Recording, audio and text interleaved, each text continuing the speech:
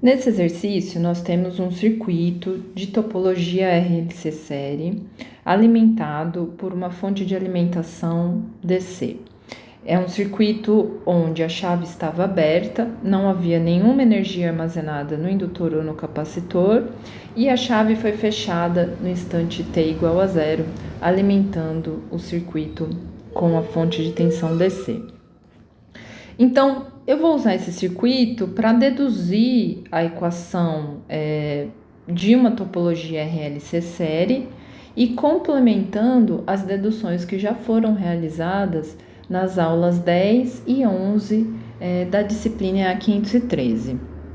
Então, o que temos aqui é uma única malha. Então, após a chave ter sido fechada, nós vamos ter aí uma circulação de corrente I de T, e nós podemos usar a própria análise de malha somando as tensões em cada bipolo para encontrar a equação desse circuito. Note que o exercício pede que seja determinada a tensão no capacitor em função do tempo.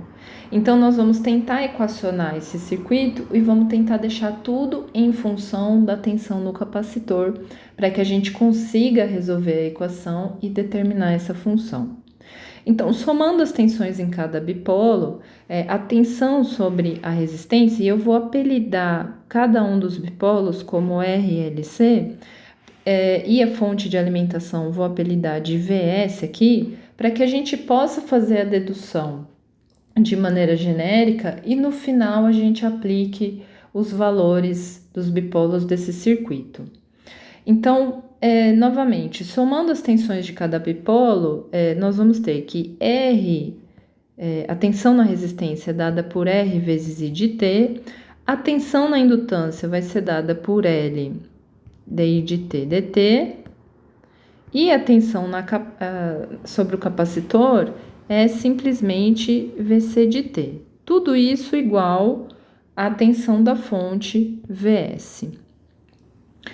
Como eu disse, a nossa missão aqui é colocar essa equação em função da tensão no capacitor, porque esse é o nosso foco nesse exercício.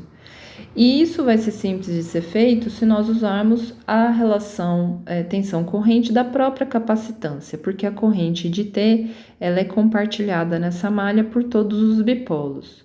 Então, nós temos que I de T é igual a C vezes dVc de T dt.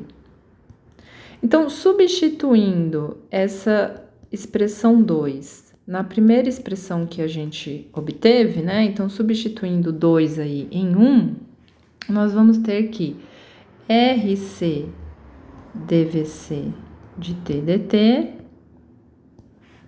mais LC. E agora a gente vai ter que ter a derivada da corrente, então nós vamos ter uma derivada segunda da tensão no capacitor, né?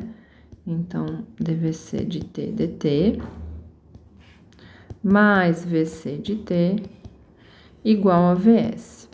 Então, nesse ponto, nós já temos uma equação diferencial de segunda ordem que tem como única variável dependente do tempo a tensão no capacitor. Todas as outras variáveis, elas são constantes, né? O R é uma constante, a capacitância é uma constante, a indutância é uma constante e o VS também é uma constante. Então, nós só temos o VC de T, que é uma variável que depende do tempo. Então, nós temos uma equação diferencial ordinária de segunda ordem, uma equação diferencial, certo?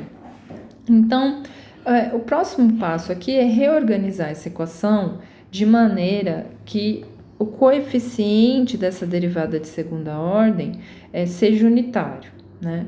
Então, para isso, nós vamos dividir todos os termos da equação por LC e vamos ficar com dVc de segunda ordem dt mais R sobre L dVc dt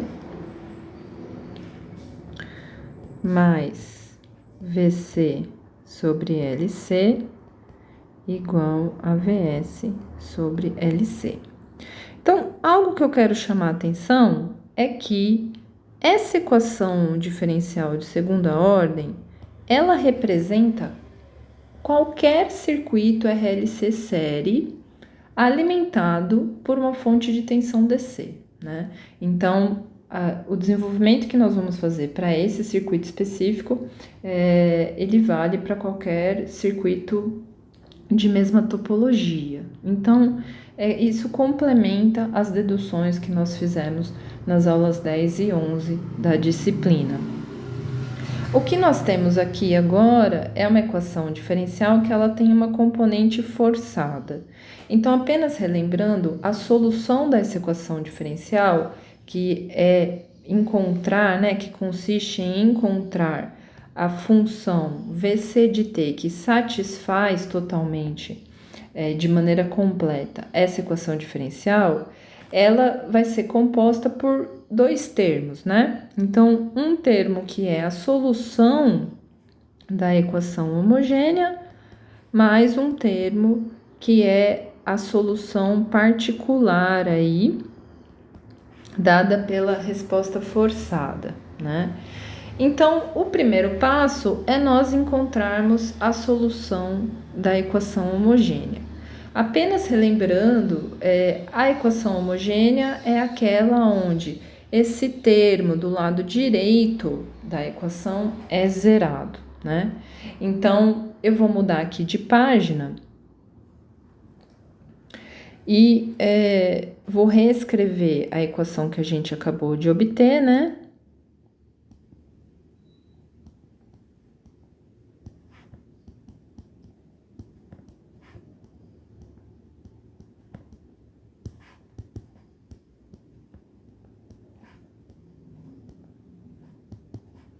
Então, essa é... Vou primeiro colocar a equação original, né?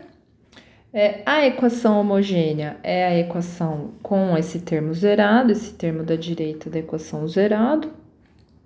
E a equação homogênea pode ser encontrada, a solução da equação homogênea pode ser encontrada pela obtenção das raízes da equação característica, certo? A equação característica dessa equação diferencial é dada por S ao quadrado mais R sobre L, S, mais 1 sobre LC igual a zero, certo? Então, essa equação característica, ela tem duas raízes, S1 e S2, né? E dependendo da natureza dessas raízes, lembrando que a gente está falando de circuitos RLC, nós teremos aquilo que a gente pode classificar como um circuito subamortecido, criticamente amortecido ou superamortecido, dependendo da natureza dessas raízes, certo? Algo que eu quero lembrar também é que nós utilizamos, no caso do circuito RLC paralelo, algumas variáveis auxiliares que ajudam a gente a computar e também interpretar a resposta do circuito mais fácil. Então, eu estou falando das variáveis alfa e ômega, que são definidas de maneira que a gente possa reescrever essa equação característica da seguinte maneira. Então, S ao quadrado mais 2 alfa S mais ômega zero ao quadrado. Então, se nós reescrevemos essa equação dessa maneira, nós vamos ter então que o alfa é dado por R sobre 2L e o ômega zero é dado por raiz de 1 sobre LC, né? O que é interessante dessa substituição é que a gente consegue escrever as raízes dessa equação característica de uma maneira um pouco mais simplificada. Então, eu vou ter que o S1 vai ser dado por menos alfa, a primeira raiz, né? Mais raiz de alfa ao quadrado menos ômega zero ao quadrado, e o S2 menos alfa menos raiz de alfa ao quadrado menos ômega zero ao quadrado, certo? E daqui a gente já consegue interpretar de uma maneira um pouco mais fácil, dizendo que se o alfa for menor que o ômega zero, nós teremos duas raízes complexas. Se o alfa for igual a zero, nós teremos duas raízes idênticas reais. E se o alfa for maior que ômega zero, nós teremos duas raízes diferentes e reais.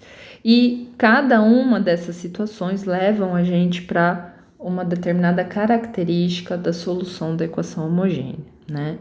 Então, quem que são o alfa e o ômega zero, agora já falando em termos numéricos, certo? Então, a gente pode agora fazer as nossas substituições. Vou mudar de cor aqui, né? Então, a gente vai ter que o alfa vai ser, numericamente falando, né? 280 2 vezes 0,1, que é o valor do L, né? E que isso vai resultar em 1.400. E que o ômega zero ao quadrado, aqui no caso, né? Ele é 1 sobre LC. Então, 1 sobre 0,1 vezes 0,4 vezes 10 a menos 6, que vai resultar em 25 vezes 10 a sexta. Bom, agora aqui a gente já percebe, né? A gente já vai perceber que o alfa ao quadrado ele é menor que o ômega zero ao quadrado. Então, vamos colocar isso em termos numéricos, né? A gente vai ter aqui que menos 1.400 mais raiz de 1.400 ao quadrado menos 25 vezes 10 a sexta. E aqui, menos 1.400 menos raiz de 1.400 ao quadrado menos 25 vezes 10 a sexta. E a gente vai acabar obtendo, então, duas raízes complexas. Então, como resultado, nós teremos que o S1 vai ser dado por menos 1.400 mais 4.800J, e aqui menos 1.400 menos 4.800J, certo? Então, essas são as raízes da equação característica dessa equação diferencial de segunda ordem, quando a gente já aplicou os valores obtidos aqui, tá? Obter raízes da equação característica complexa nos leva para o tipo de solução transitória que a gente vai ter para esse circuito, né? O tipo de solução homogênea, né? Então, lá da aula 10, né? A gente vai ter que o VCH, né? A solução, a parte homogênea do VC em função do tempo, vai ser uma função com a seguinte cara, né? Uma exponencial negativa em função do tempo, que multiplica uma função que é uma somatória de um cosseno, onde raiz de ômega zero ao quadrado menos alfa ao quadrado t mais um seno aqui, raiz de ômega zero ao quadrado menos alfa ao quadrado t.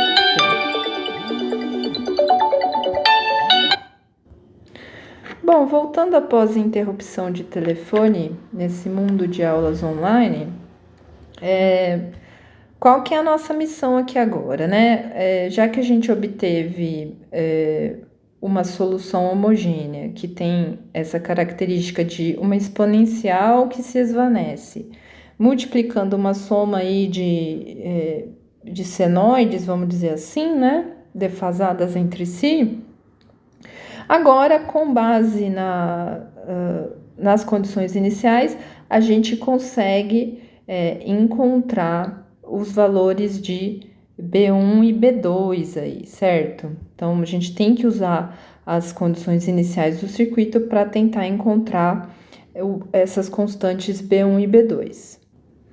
Para isso, então, eu vou duplicar aqui minha folha e vou apagar aquelas partes que eu não quero usar agora, nesse momento,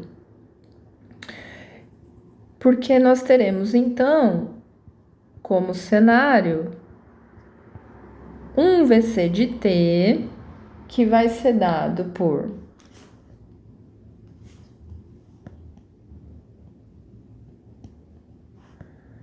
uma parte que vem da solução da equação homogênea e que é transitória, que é a resposta natural, dada por E a menos alfa T, copiando, né, essa parte de baixo aí. Já vou substituir pelos valores, então, ômega 0 ao quadrado menos alfa ao quadrado é o 4.800, né? Mais B2 seno de 4.800T, mais a parcela forçada, né?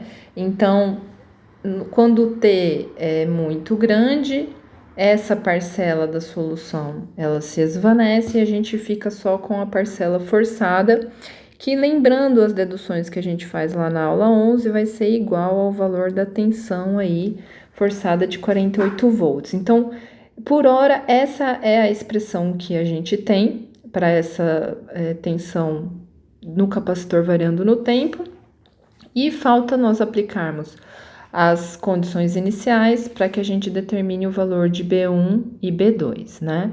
Então, para isso, a gente começa entendendo que antes da chave fechar, a tensão no capacitor era nula, porque o capacitor estava desligado, então nós teremos aí VC de 0 igual a 0, e se a gente substituir, então, para tempo t igual a 0, a exponencial é igual a 1, o cosseno é unitário e o seno é 0, certo? Então, nós vamos ter B1 mais 48 igual a 0. A segunda condição inicial que nós vamos ter é a condição onde a derivada dessa tensão ela é 0 também, né? E por que a gente sabe disso? Porque nós temos que o I, a corrente no tempo t igual a 0, também é nula, né? Então, sendo essa a corrente que passa pela capacitância, nós temos que a derivada de VC de t, dt, no tempo t igual a 0, é nula. Então, nós temos que obter a derivada de C em função do tempo e obter o valor dela no tempo t igual a 0, para que a gente possa ter mais uma equação para ver se a gente consegue descobrir o valor de B2, né? Se a gente consegue ter um sistema de duas equações para obter o B1 e o B2. Então, eu vou duplicar aqui de novo para apagar a parte que nós não vamos usar.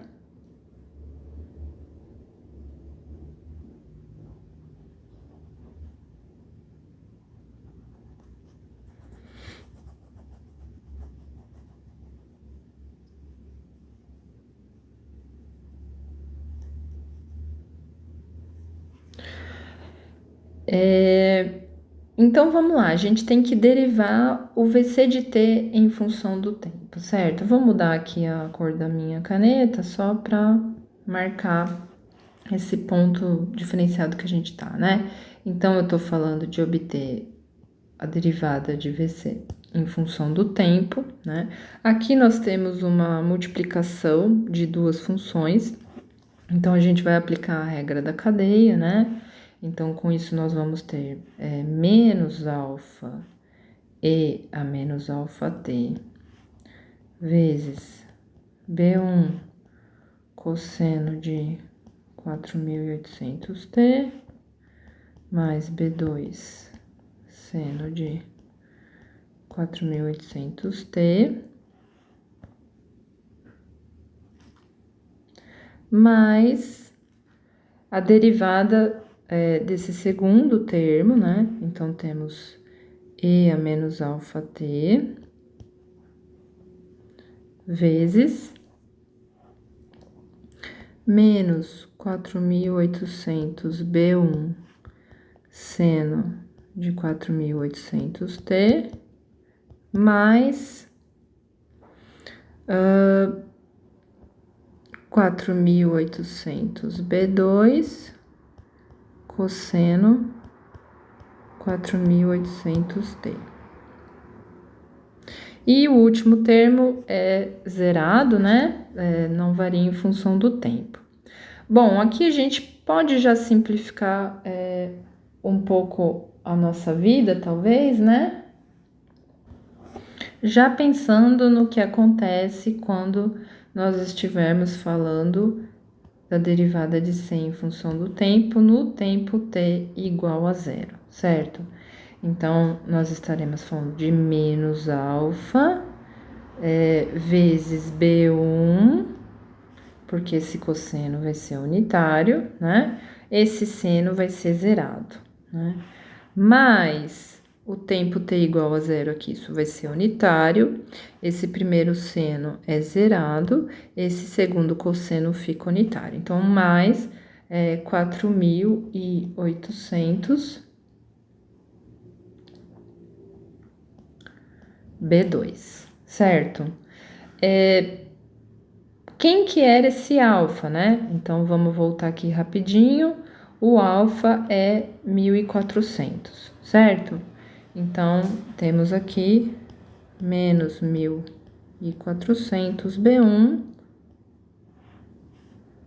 mais 4.800 B2. Então, agora eu tenho um sistema de duas equações. Eu sei que B1 igual a menos 48, por conta dessa equação aqui. E eu sei que menos 1.400 B1 mais 4.800 B2 igual a zero. O que vai resultar num B2 de menos 14, ok? Bom, com isso agora a gente já tem tudo que a gente precisa para a expressão final dessa tensão no capacitor. Então, por último, vou duplicar mais uma vez aqui e vamos escrever então a expressão final do VC de T.